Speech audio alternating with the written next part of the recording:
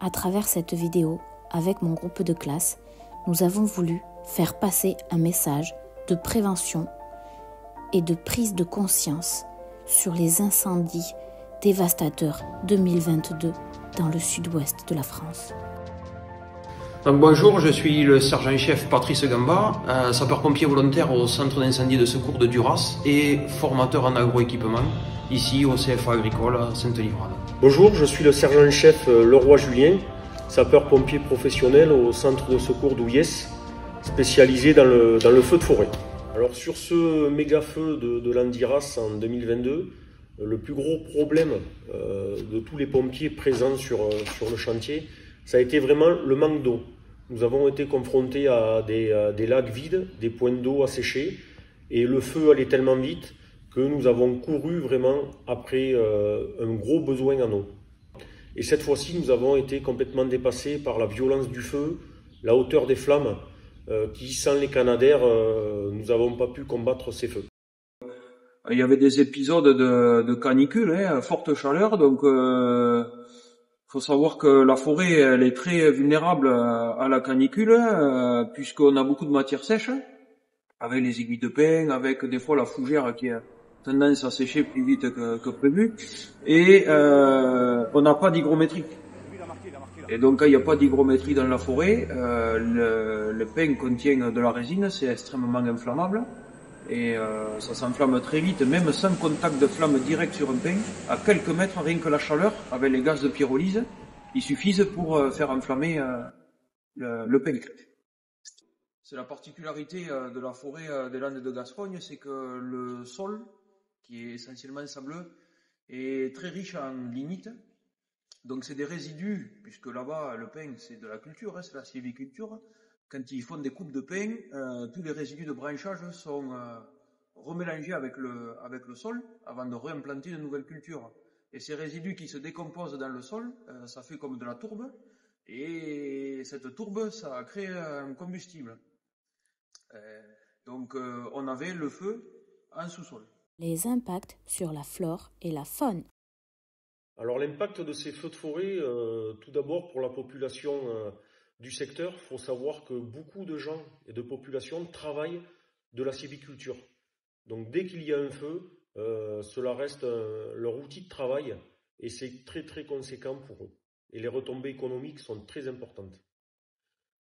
Ensuite, au niveau de l'environnement, bien sûr, cela reste une énorme pollution car toutes les fumées issues d'un feu de forêt dégagent des particules fines et sont très très polluantes pour l'atmosphère.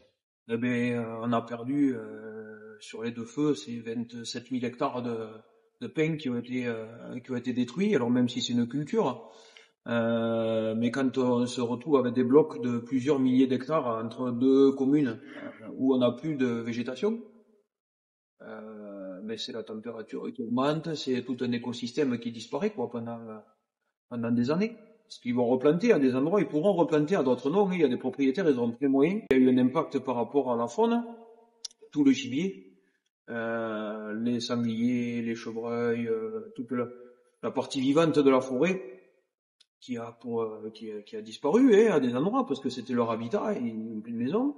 J'ai croisé sur des pistes des sangliers, à la place d'être noirs, ils étaient jaunes, ils étaient roux, ils avaient le poil qui s'était fait brûlé par la chaleur. Les facteurs. Sur ces feux de forêt de grande envergure, les facteurs, il ne faut pas se le cacher, ont souvent été avec une météo défavorable.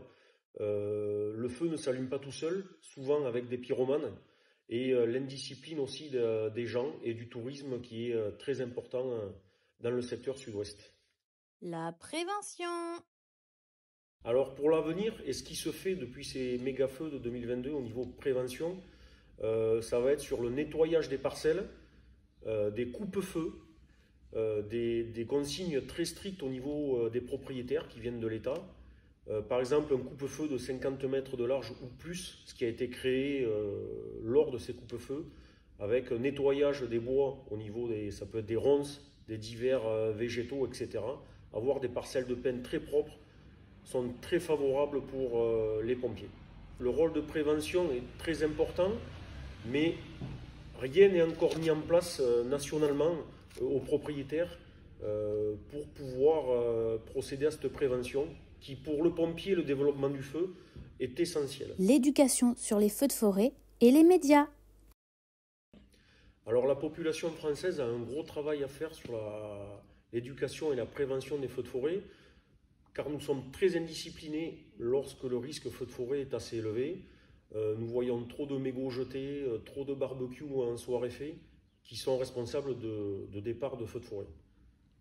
Alors oui, les médias télévisés comme TF1 et France 2 ont mis en place un journal de risque feu de forêt qui a été divulgué depuis 2022 aux infos, qui met que le risque est sévère, modéré ou très léger, donc qui sensibilise la population sur le risque feu de forêt.